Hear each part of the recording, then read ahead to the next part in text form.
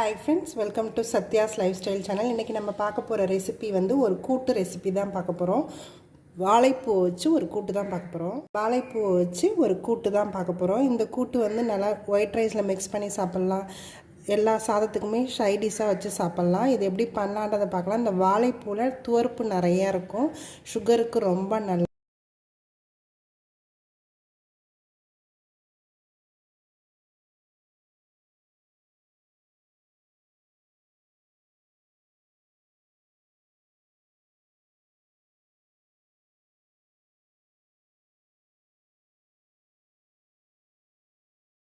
இந்த வாழைப்பூ கூட்டு பண்ணுறதுக்கு முன்னாடி நம்ம ஃபஸ்ட்டு வந்து வாழைப்பூவை எப்படி பண்ணலான்றதை பார்த்துக்கலாம். இது எல்லாத்தையுமே நம்ம தனியாக எடுத்துடணும்.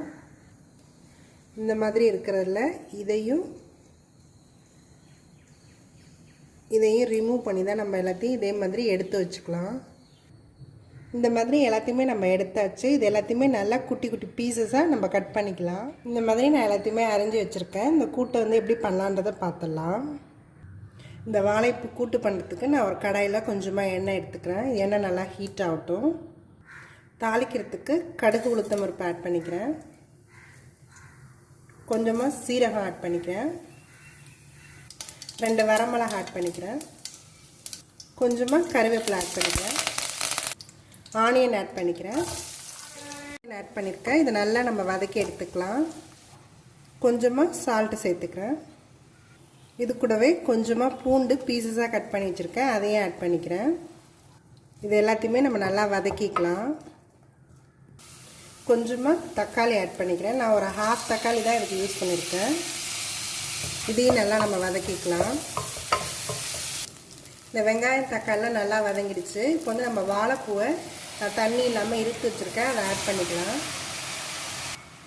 இது நல்லா நம்ம இந்த எண்ணெயிலே கொஞ்சம் வதக்கிக்கலாம்.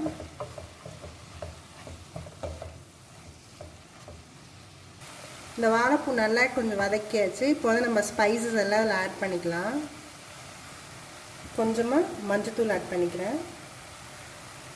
1 ஸ்பூன் சாம்பார் தூள் ஆட் பண்ணிக்கிறேன். இது எல்லாத்தையுமே நல்லா கொஞ்சம் நம்ம இந்த இதோட மிக்ஸ் பண்ணிக்கலாம். எல்லாத்தையுமே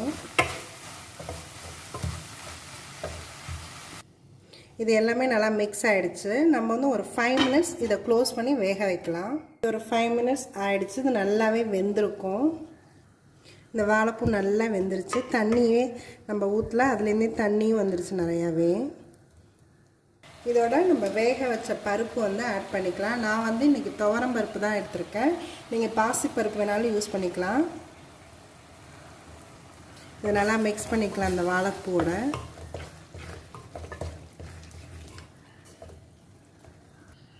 நான் ஒரு ½ ஸ்பூன் கிட்ட சோம்பு பவுடர் யூஸ் பண்ணிக்கிறேன். இது ஆப்ஷனல் தான். உங்களுக்கு இந்த வாசம் பிடிக்காதுன்னா நீங்கள் விட்டுறலாம். இது எல்லாத்தையுமே நல்லா மிக்ஸ் பண்ணிக்கலாம். ஒரு லைட்டாக ஒரு கொதிச்சா போதும். இது நல்லா கொதிக்க ஆரம்பிச்சிருச்சு. நம்ம இப்போ நிறுத்திக்கலாம். அதை நான் லாஸ்ட்டாக கொஞ்சமாக இதில் தேங்காய் துருவி ஆட் பண்ணிக்கிறேன். நீங்கள் வேணும்னா அரைச்சி கூட இது போட்டுக்கலாம். தேங்காய் சோம்பு வச்சு அரைச்சி போட்டுக்கலாம். நான் நிறுத்திட்டு தான் நான் தேங்காய் போடுறேன். லாஸ்ட்டாக கொஞ்சமாக கொத்தமல்லி தழை தூவிக்கலாம். இந்த வாழைப்பூ கூட்டு வந்து ரெடி ஆகிடுச்சு. இது வந்து நம்ம ஒயிட் ரைஸில் மிக்ஸ் பண்ணி சாப்பிட்றதுக்கு நல்லாயிருக்கும். வத்த குழம்பு, காரக்குழம்பு இதுக்கெல்லாம் இது நல்லா ஷைடிஷாக இருக்கும். இது நீங்களும் ட்ரை பண்ணி பாருங்கள். என்னோடய வீடியோஸ் எல்லாத்தையும் பாருங்கள். மறக்காமல் எங்கள் சேனலை சப்ஸ்கிரைப் பண்ணுங்கள். தேங்க்யூ ஃபார் வாட்சிங்.